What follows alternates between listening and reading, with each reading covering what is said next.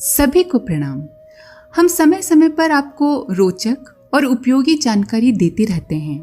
आज हम कुछ ऐसा ही करने जा रहे हैं। आज आपको बताएंगे कि गर्भ में शिशु कैसे जीवित रहता है, सांस कैसे लेता है और सबसे महत्वपूर्ण जानकारी गर्भनाल के बारे में देंगे, जिसे अंग्रेजी में यूम्बिलिकल कॉर्ड कहते हैं। पर उससे पहले यदि आपने हमारे YouTube चैनल देव परिवार को सब्सक्राइब नहीं किया है तो चैनल को सब्सक्राइब करें और बेल आइकन दबाकर ऑल पर क्लिक करें ताकि आपको आने वाले सभी वीडियो की नोटिफिकेशन मिलती रहे। माँ के पेट में बच्चे की दुनिया बहुत अलग होती है। जिस तरह माँ अपने गर्भ में पल रहे बच्चे को महसूस कर सकती है, उसी तरह बच्चा भी बाहर की गतिविधियों को महसूस कर सकता है और अपनी हलचल के माध्यम से उस पर प्रतिक्रिया भी देता है। यूटेरस में, जिसे बोलचाल की भाषा में बच्चेदानी भी कहते हैं, शिशु एक पानी से भरी थैली में सुरक्षित रहता है। इस पानी को एमनियोटिक फ्लूइड कहा जाता है। एमनियोटिक फ्लूइड को आम भाषा में गर्भ के पानी के नाम से भी जाना जाता है। एमनियोटिक फ्लूइड यूटेरस या बच्चेदानी के अंदर बच्चे को सुरक्षित रखने का काम करता है और लगने वाले धक्के व झटके से बचाता है। इस पानी में पोषक तत्व होते हैं। ये शिशु के शरीर को नॉर्मल तरीके से विकसित करने में और टेम्परेचर रेगुलेशन अर्थात बच्चे के लिए आरामदायक तापमान बनाए रखता है। बच्चे के विकास के लिए सभी जरूरी पोषक तत्व व ऑक्सीजन गर्भनाल द्वारा शिशु तक पहुंचाया जाता है। गर्भनाल रस्सी के आकार की वो नली है जो एक और बच्चे की नाभि से और दूसरी ओर गर्भाशय से जुड़ी होती है। इसे बोलचाल की भाषा में नाल, नारा, आवल नाल कहा जाता है और अंग्रेजी में यूम्बिलिकल कॉर्ड कहते हैं। इसी के माध्यम से शिशु के शरीर में ऑक्सीजन और पोषण पहुंचता है और शरीर में बन रहा मल निकलता है। माँ द्वारा लिए जाने वाले सभी पोषण तत्व इसी नाल के जरिए बच्चे के शरीर तक पहुंचते हैं। गर्भनाल ही वह माध्यम है जिसके सहारे शिशु गर्भ में जीवित रहता है। जिस प्रकार जब माँ सांस लेती है तो रक्त की मदद से जैसे उसके शरीर में ऑक्सीजन का बहाव सभी अंगों तक होता है, वैसे ही शिशु के शरीर में गर्भनाल के माध्यम से रक्त के साथ साथ ऑक्सीजन का प्रवाह होता है, जिससे शिशु का विकास लगातार होता रहता है। साथ ही बच्चे के शरीर से कार्बन डाइऑक्साइड या अशुद्ध हवा भी गर्भनाल की मदद से माँ के बाहर सांस लेने की प्रक्रिया से निकल जाती है। बच्चे की सभी जरूरतें माँ द्वारा पूरी की जाती है और गर्भ में पल रहे बच्चे की जगह सांस भी माँ ही लेती है, क्योंकि माँ के गर्भ में जब बच्चा होता है तो बच्चे के फेफड़ों में, लंग्स में हवा नहीं बल्कि पानी भरा होता है। ऐसे में शिशु के फेफड़े माँ के गर्भ में विकसित तो होते हैं, लेकिन उस तरह काम नहीं करते जैसे जन्म के बाद करते हैं। लेकिन फिर भी गर्भ में शिशु को ऑक्सीजन मिलती है और उसके शरीर से कार्बन डाइऑक्साइड बाहर निकलती है और ये सब गर्भनाल की मदद से होता है। अब हो सकता है कि आपके मन में ये सवाल आए कि जब शिशु गर्भ में सांस नहीं लेता है तो जन्म लेने के तुरंत बाद कैसे सांस लेता है। आप सभी को ये तो पता है ना कि जन्म लेने के तुरंत बाद बच्चा जोर से रोता है और यदि नहीं रोता है तो उसे पीठ या तलवे पर थपकी देकर रुलाने की कोशिश की जाती है। ऐसा इसलिए किया जाता है कि शिशु जब रोता है तो वो जोर लगाता है, जिससे फेफड़ों में मौजूद पानी बाहर निकल जाता है और फेफड़े अपना काम करने लगते हैं। और जब फेफड़ों में हवा के आने जाने का मार्ग खुल जाता है तो बच्चा अपने आप सांस लेना शुरू कर देता है। इसीलिए जन्म के बाद सांस लेने के लिए बच्चे का रोना बहुत जरूरी होता है। बच्चे के जन्म के बाद बच्चा जैसे ही सांस लेने लगता है, डॉक्टर गर्भनाल को काट देते हैं। बताया जाता है कि डिलीवरी के बाद गर्भनाल काटने के लिए डॉक्टरों को कम से कम 1 मिनट तक इंतजार करना चाहिए। ये शिशु के स्वास्थ्य और पोषण के लिए जरूरी है। गर्भनाल काटते वक्त दर्द नहीं होता क्योंकि इसमें कोई नर्व यानी कि तंत्रिका नहीं होती। आमतौर पर गर्भनाल को दोनों तरफ से काटकर फेंक दिया जाता है। जो थोड़ा हिस्सा बच्चे की नाभि में बचा होता है वो भी जन्म के कुछ दिन बाद ही सूख कर गिर जाता है। लेकिन अब एक नई खोज ने गर्भनाल को बेहद महत्वपूर्ण बना दिया है। आजकल बहुत से माता पिता नाल से निकाले गए रक्त को भविष्य में इस्तेमाल करने के लिए खास इसी उद्देश्य के लिए बनाए गए बैंकों में जमा करवा लेते हैं।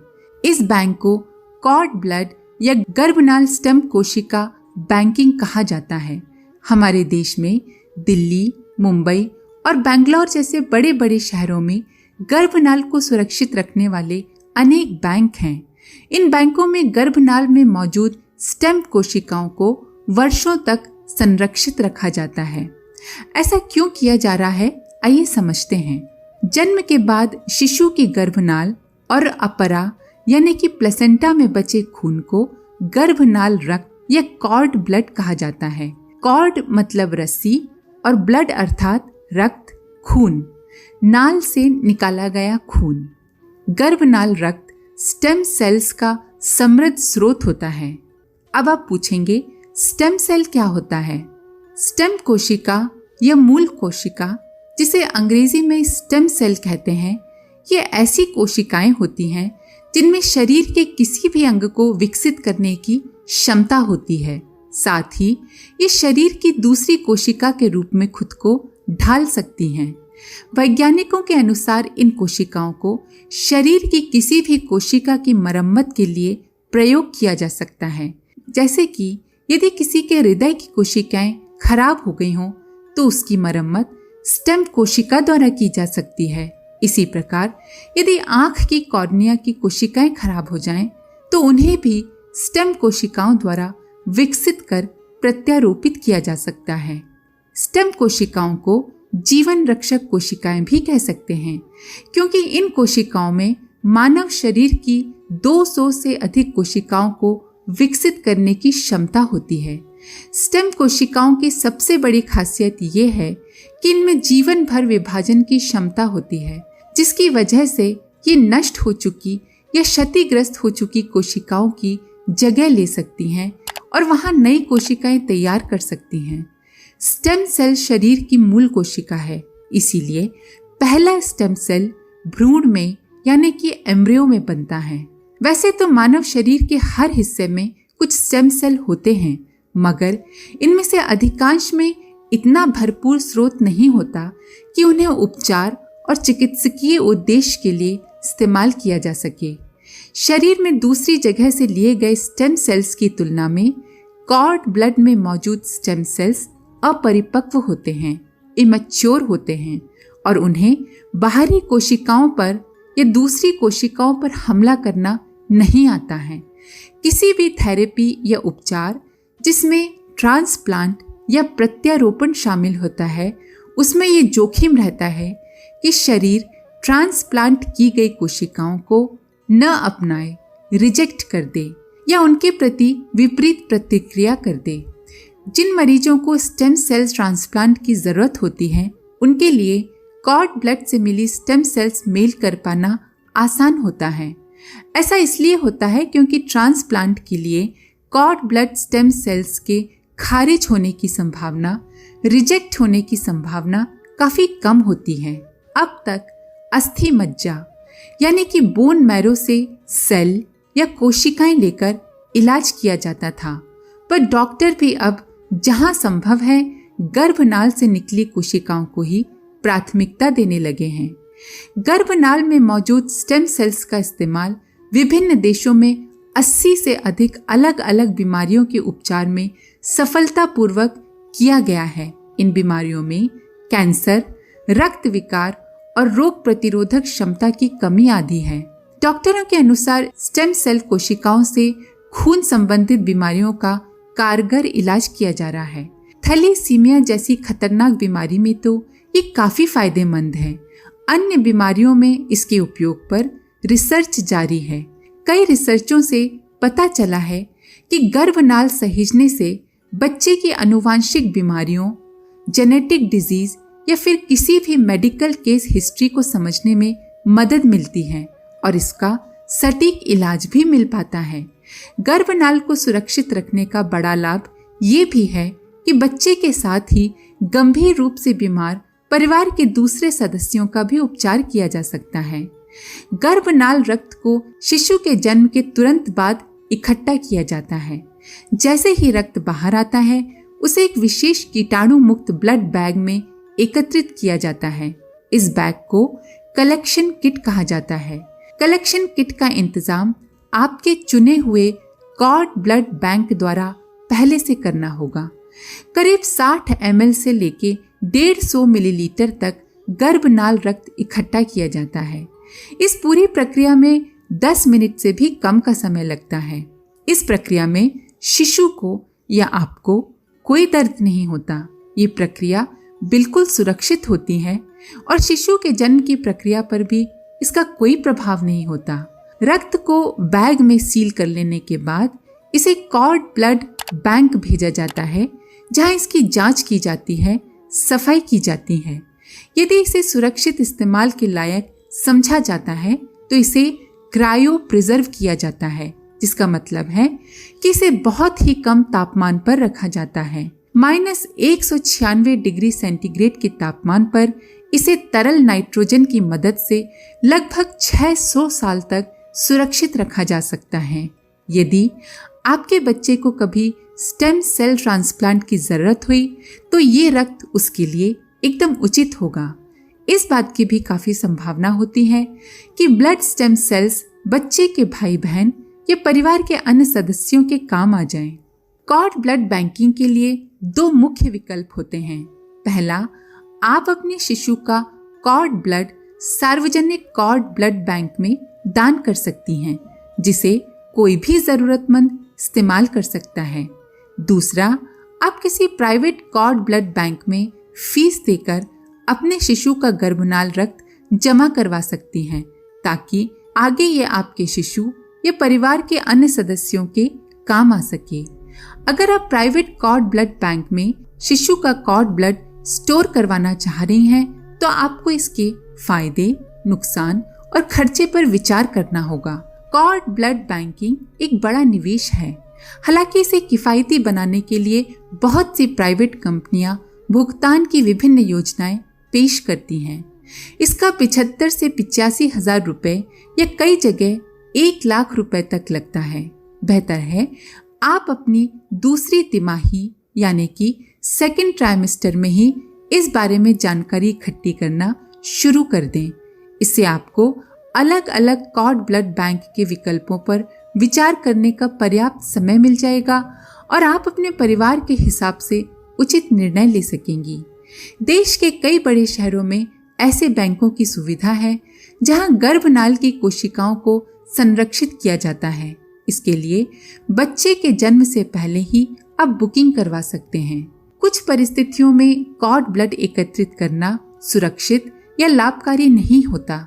ऐसा तब होता है जब या तो आपके शिशु का जन्म समय से पहले हो गया हो या फिर आपको पहले कोई बीमारी हो चुकी हो, जैसे कि HIV या हेपेटाइटिस B आदि, या फिर गर्भावस्था या प्रसव के दौरान आपके या शिशु के साथ कोई जटिलता उत्पन्न हो जाए, या फिर आपके समय से पहले जन्मे जुड़वा शिशु हों।